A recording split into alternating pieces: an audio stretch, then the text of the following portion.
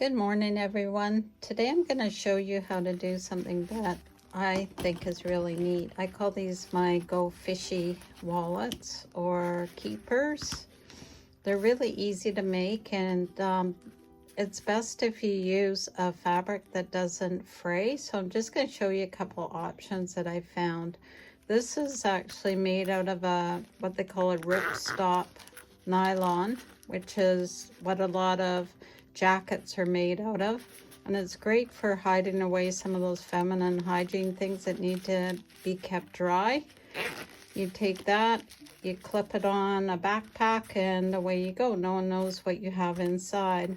So that's one option. Another option is to use, this one is made out of tablecloth plastic. So that's what it looks like when it's flat. You can even put a credit card or a bus pass or a bank card in there. And again, you can put a clip it on your lanyard, take it where you want, sneak a little bit of money in there. You can actually put a little one inside it as well if you want to have coins. So these are kind of multi-purpose. If you're taking your dog for a walk, you can put bags in there. So all sorts of suggestions. I'd love to hear if you make these and what you use them for. So this is tablecloth fabric. I bought it as a remnant at my local fabric store. It came like this. It's just, you know, a random cut off piece. You don't need very much, and I think this was like $1. I didn't really care about the pattern because I knew I was just going to be picking a little section. So out of what I got, I think it's not too bad. And some other options. This one is actually made out of a plastic that you can buy for covering furniture or making pouches for clothing. I actually use it for zipper pouches as well. This is a 16 gauge, so it's quite heavy. You do have to take your time to make sure that the stitches don't rip. It also comes in 2 other weights. Again, these are remnants from my store. This was $1.25 at half a yard, 54 inches wide. This is a little bit thinner. I haven't tried sewing with it yet, but I think it would work really well. And then this is a lighter gauge, which I bought just out of curiosity, and it's really thin. So I'm not sure what that gauge is for. I'll figure out something to do with this. I'll probably use it for covering books or something like that. And then I've also liked to go to a secondhand store, and they give away shopping bags. So I thought this one was kind of pretty. It's just a plastic laminated on some, I don't know, it's pressed or something like that. So I took the stitches out, and that would make kind of a neat one as well. This is an old shower curtain that's fabric, which I use for this guy. And that I had given to me. So I've got lots of yardage as that. You could use an old purse that you don't want. This is one I got at a secondhand store, and it actually had 2 sides like this stitched together. So I've used one half for something else, and this half will either keep as a purse or use in another project. And I also bought this vinyl at a fabric store, and it was 2 rolls for $1. It's thinner than the purse, so this might be easier to sew with, so I might try one of those as well. And then finally, because I keep hearing about jelly vinyl, I bought some online, and I've sewn with it, and I really like it. So today I'm gonna be using this to do our little test.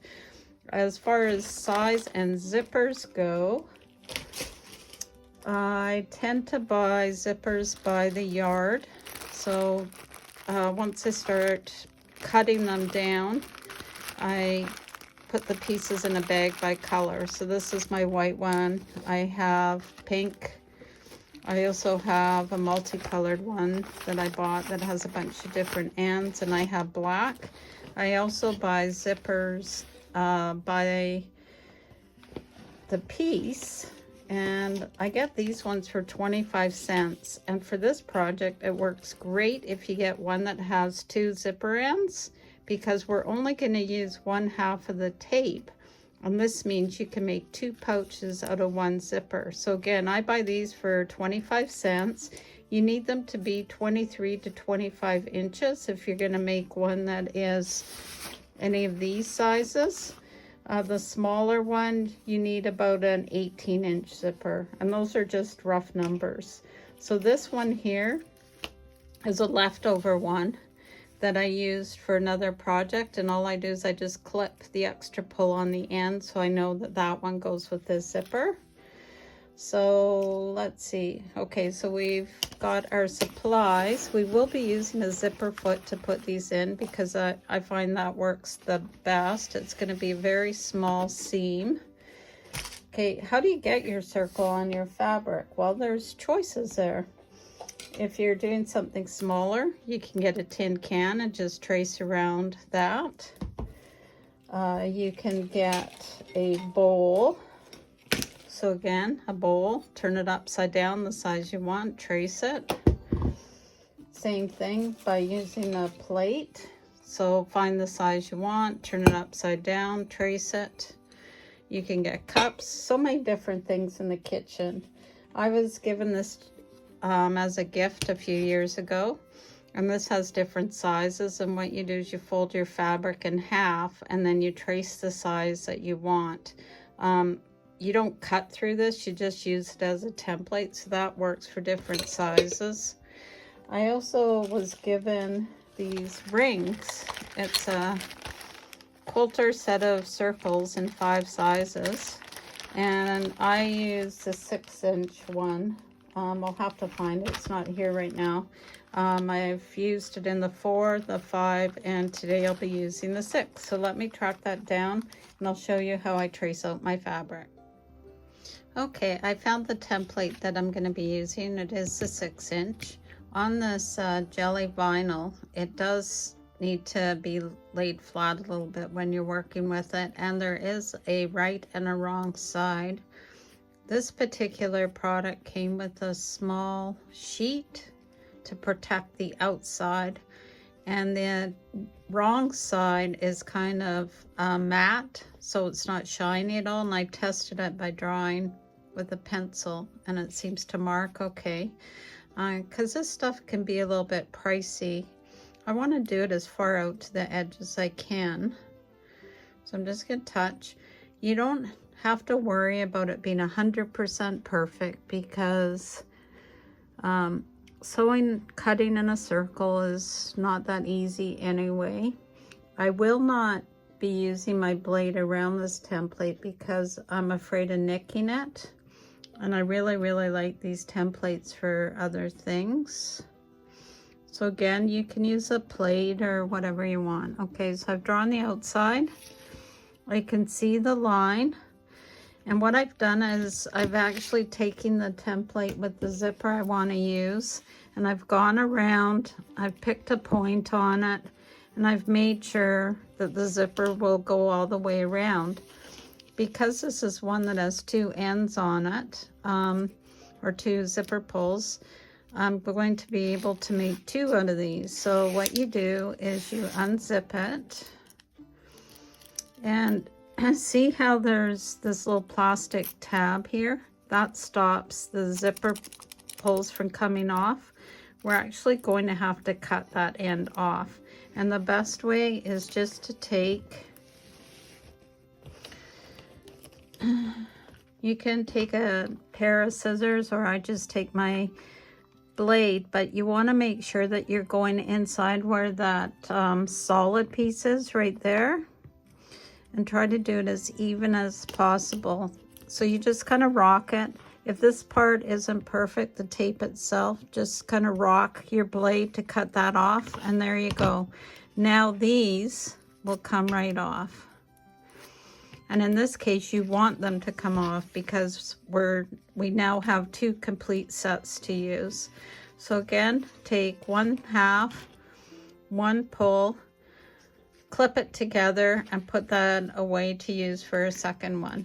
So now what I'm going to do is I'm going to take a pair of scissors that I have, an old pair of paper scissors, and I'm going to cut around the circle, and I'll be right back. So I'm just showing you, these are just normal, I use these for paper or plastic. You do not want to use your fabric scissors because I don't know how the blade will be, but I'm just following the line that I drew lightly in pencil. You may not be able to see it, but it is faintly there. And again, it doesn't have to be like super, you don't want it to be out of round, but you don't have to make sure it's absolutely 100%. So this, what I'll do is I'll actually save these bits to make as a zipper tabs at the ends, or to stop the zipper ends from coming off. So you want to make sure you know where the right, excuse me, and wrong side of the fab or the vinyl is. I know this is the wrong side because it's not shiny. See how shiny this is? This is the side I want facing out. So what we're going to do is we're actually going to take the zipper. You can put the pull to the side for now. And what you want to do is you want to sew this on the right side of your material. And what I do is I just pin at a, or not pin, you want to use clips. So you want to clip at a starting point. And then you just want to go around quickly to make sure that you've got enough of your zipper, that you haven't used it all up and that it's long enough. So, okay, there we go. So I know we've got enough. It's going to be pretty even. If it's not 100%, I don't care. So now what I'm going to do is I'm not going to clip this all the way around, because with the circle it ends up starting to bow on you. So I'm going to use a zipper foot, and I'm going to go and I'm just going to slowly stitch all the way around. I'm going to line it up towards the edge, and if you have a Teflon foot that's narrower, that would work the best. I don't, but I found my zipper foot works okay. There's several different kinds. This one actually is quite good because it's adjustable to get the width from where your needle is to the edge of the fabric. And if you find that you're going to end up sticking, you can actually put a little bit of tape there. We're going on the zipper tape, so that shouldn't be a problem. On the bed of your sewing machine, if you find that it starts to want to catch a little bit, you can put some masking tape down and that'll help it as well. So I'm just going to start stitching this and then I'll be right back. Okay, I'm set up at my sewing machine. A couple things. I'm using a 2 for the stitch length. This is my narrow zipper foot for my machine. I'm using a micro text needle. I find they're the best for cleanly puncturing through. And I've got my tensional checked, and I am using a poly thread because I find with if it's a cotton thread, it tends to break. So this is going to be a little bit noisy. Again, I'm going to turn down the speed to make sure I don't go too fast. You are going to want to back tack a little bit because that's going to end up being at the start and stop and start. So I'm actually going to the edge of my foot here, and that's where the edge of the material is. And I'm just going to be slowly working this around. And it's always harder when I know people are watching me sew. So I'll just show you how I'm doing this, and then I'll finish it all off. Okay, so let me finish this and I'll be right back. I just want to show you, this is where I started here, and I'm coming around to the end. So what you want to do is the starting piece, you want to fold it out of the way. And then what I'm going to do is I'm going to pull this and I'm going to sew as close to the original one as I can without touching it with the needle or getting it caught. So that's pretty good. So I'm gonna do a couple tacking strips to make sure it's okay and cut it. So when you take a look, thread cutter wasn't working. This is what it looks like this. So we're going to be pulling it up, and then we're going to be pushing this around like this with our fingers. And if you're doing fabric, you'll want to go in and do a top stitch from the right side, because with this vinyl, I haven't really worked with it much, so I'm not sure if it'll tear if I do another line or not. So what we're going to do is we're going to bring this up, and we're going to, if you look here, we're going to be bringing these two tails like this, because that's how it'll zip together. And then we're going to be putting our pull back on like this. So the secret to this is to put one end in. I have to cut this edge off first to be even, and then you slip this, and then you go like this with your finger, and it magically clicks into place. So let me just get this trimmed off, and then I'll see what I can do to get this working. So I've cut that hard bit off the end of the zipper, and I just want to show you that when it's zipped together, you want to make sure that these two ends are lined up. The teeth are lined up, and one's not longer than the other, so I have to cut this one a little bit shorter. There we go, we have that now. So now we're pretending that this is zipped together. So you're going to have the teeth facing each other. You're going to have the round part coming towards you. You want to feed, see how that's just starting to slide in? And you want to be able to jiggle the other one in as well. And this takes a little bit of effort. There we go. And if you want to stop the zipper from fraying, you can actually melt it a little bit.